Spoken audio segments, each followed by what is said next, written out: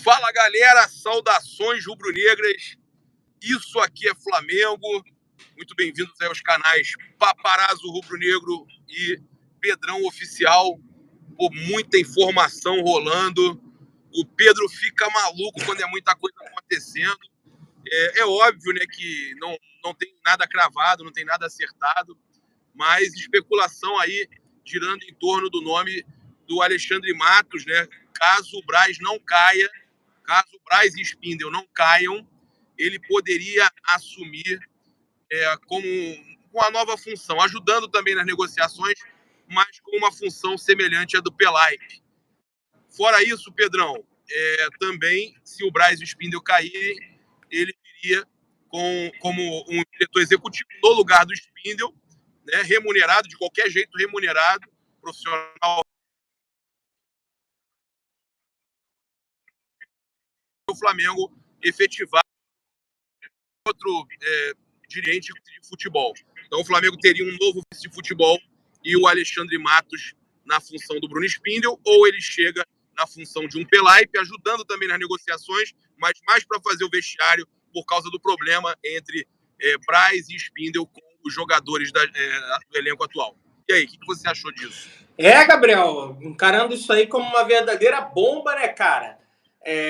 O Alexandre Matos, hoje, que é dirigente da equipe do Atlético Paranaense, já vem fazendo um trabalho lá faz um tempo. A gente, né, tava aí vendo essas informações e, cara...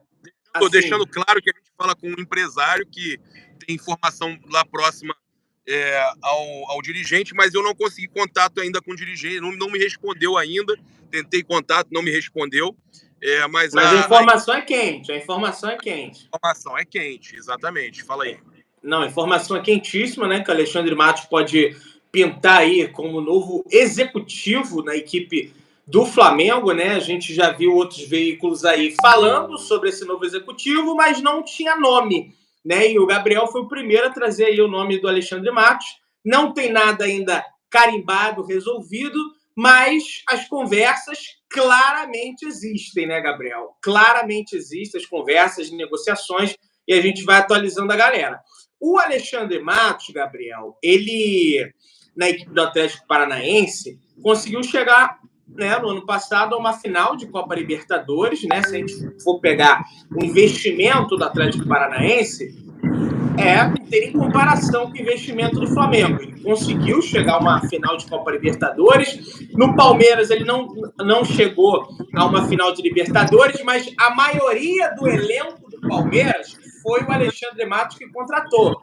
O Rafael Veiga, o Zé Rafael, o Dudu, né? O Dudu, se eu não me engano, foi ele também que contratou. Ele tirou o Vitor Roque do Cruzeiro, né? O Vitor Roque era jogador do Cruzeiro, ele tira do Cruzeiro. Negoção, né? Um negoção, maior negócio. Vendeu aí por não sei quantos milhões. Então, é um cara que, em relação a negócios, negociações de jogador, é um cara que é bem sucedido. É evidente, não é um cara perfeito, possui os seus erros, né? Errou em relação à contratação de alguns técnicos do Palmeiras, mas quem sabe ele não é um dirigente mais maduro hoje, né? Um dirigente com mais experiência, sobretudo no mercado da bola, né? O Flamengo aí que vem fracassando. Pô, ele trabalhou com o Sampaoli no Atlético Mineiro, hein? Isso, trabalhou com o Sampaoli, sabe? Esse relacionamento do Sampaoli, resgatar o relacionamento com os jogadores que o Braz não consegue. E tem uma outra questão. No Atlético Mineiro, ele gastou 143 milhões, se não me engano, e trouxe 11 jogadores. Ele montou um time no Atlético Mineiro. Né? Time que acabou sendo campeão com o Cuca, né, em 2021, da Copa do Brasil, da Copa Libertadores, não, do Campeonato Brasileiro, e chegou à semifinal da Copa Libertadores, perdendo para o Palmeiras, que ele também montou, né? Então, assim, montando times em outras equipes, gente, ninguém aqui está querendo dizer que ele vai vir para o Flamengo vai ganhar tudo e coisa e tal, não. A gente está analisando. Montando times, ele já demonstrou ser um dirigente, acredito eu, tá? Melhor do que os que a gente tem hoje, tá? Pô, Pedrão, mas o Flamengo tem um timaço, tem o De Arrascaeta, tem fulano, tem ciclano, pô, mas com o dinheiro que o Flamengo tem, o Flamengo contrata na tentativa e erro, entendeu? Tentativa e erro, entendeu? Acerta um monte, mas erra um monte também, como a gente tem um monte errado aí na equipe do Flamengo. Então, assim, vamos aguardar, né, as próximas informações aí. Ninguém aqui está cravando nada, ninguém aqui está fazendo porque vocês querem que contrate, vocês não querem que contrate, ninguém aqui está fazendo juízo de valor de nada, apenas analisando aí uma possível contratação do Flamengo aí, do Alexandre Matos, e eu posso garantir que a informação é quente e as conversas e as negociações estão acontecendo. E, Pedro, o que eu ia te falar é o seguinte, tem uma questão importante da gente ressaltar, que aí eu gostaria de ouvir um comentário, que é a evidente crise no relacionamento entre Marcos Braz e o elenco do Flamengo, né? Totalmente alinhado. E você sabe aonde isso começou? Aonde começou aquela briga do Braz com o Gabigol? O quê? No vestiário, né? Aquela do vestiário começou antes. Você sabe aonde foi o início desse problema? Aonde? Foi numa declaração do Gabigol no podcast do Diego Ribas. Isso hoje.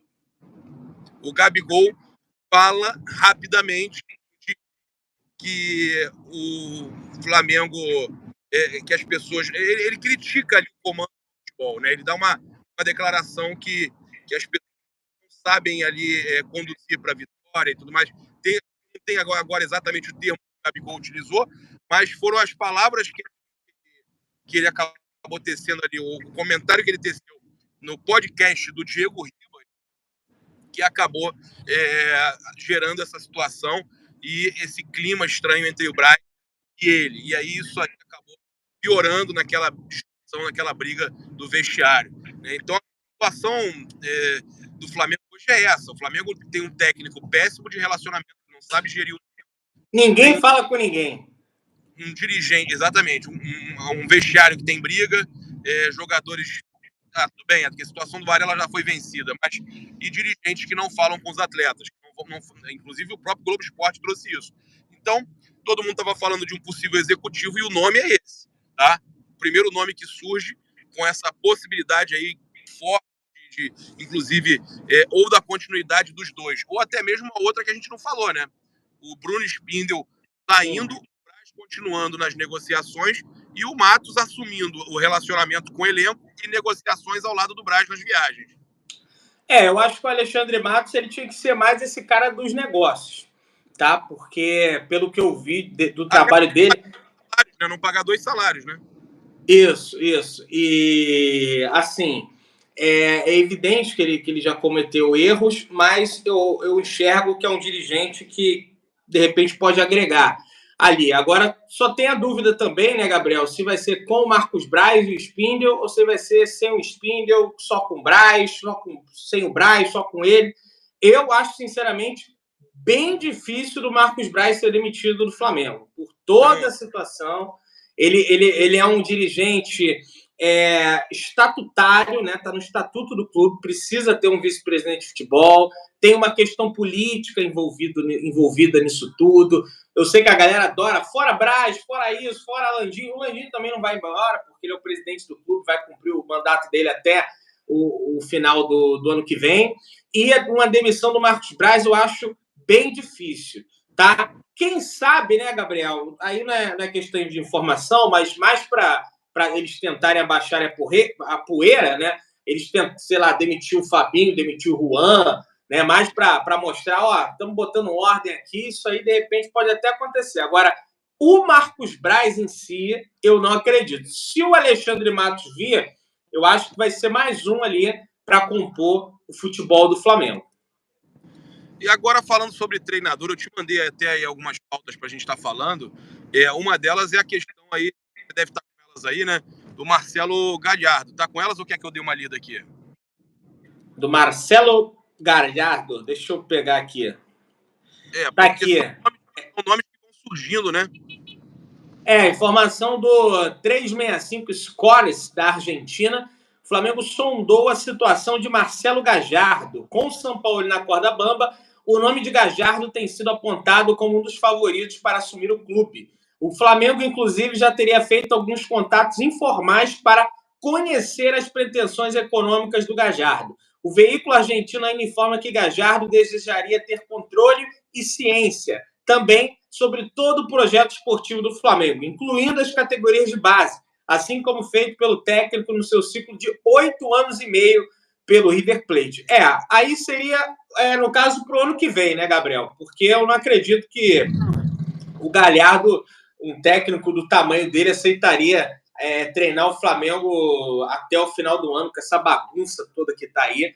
Eu acho que seria mais um projeto para o ano que vem. Tá? Agora, se o Flamengo toma... O Flamengo ia ter que botar um técnico tampão agora, né? Isso. Para agora, eu acho que ia ter que botar um tampão aí. Não sei se é o Rogério Ceni, né? O pessoal fala no Ceni, coisa e tal. Mas se tomarem uma pancada do Botafogo, tá?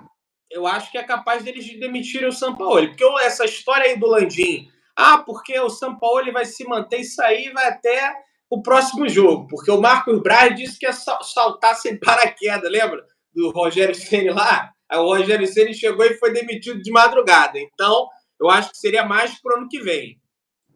Mas aí pode acontecer, cara, também, sabendo que tem aí os dias aí da data FIFA, né? O próprio Mauro César falou disso, dos caras esperarem o Botafogo para estarem aí contratando um novo técnico, que seria novamente esse técnico tampão, como foi o Dorival em 2022. Também falar aqui agora sobre uma situação aqui importante, cara.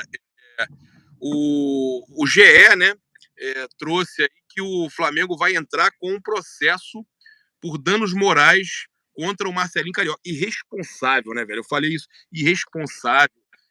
Fazendo difamando o Flamengo, calúnia, né, que atuou aí de 88 a 93 no clube, saiu com problemas do Flamengo, na época com briga com o Djalminha e tudo mais, e o ex-jogador em seu canal do YouTube insinuou que o mais querido será favorecido na decisão da Copa do Brasil, dizendo em forças ocultas. São Paulo vai ter que jogar 11, contra 12, contra 13, né? E falando que é preciso respeitar. E aí o Flamengo, óbvio, né? O vice-presidente geral, representado pelo vice-presidente geral e jurídico, Rodrigo Duns, é o seguinte: é preciso respeitar a instituição Flamengo. Não pode uma pessoa, seja quem for, fazer acusações sem um tipo de prova.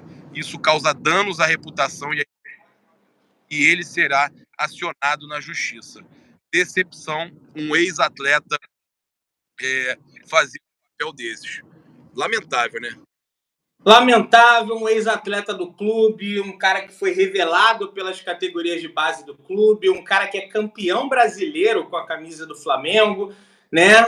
Toda essa, na verdade, Gabriel, geração de ouro que o Flamengo teve e que infelizmente não foi aproveitada ali no final dos anos 80, anos 90, Marcelinho Carioca, Djalminha, Paulo Nunes. Assim, é claro que quem errou aí foi o Marcelinho Carioca, os outros dois respeitam o Flamengo, mas você percebe que os caras não têm o menor apreço pelo Flamengo, os caras, sabe, têm apreço por Palmeiras, por Corinthians, estão nem aí pro Flamengo.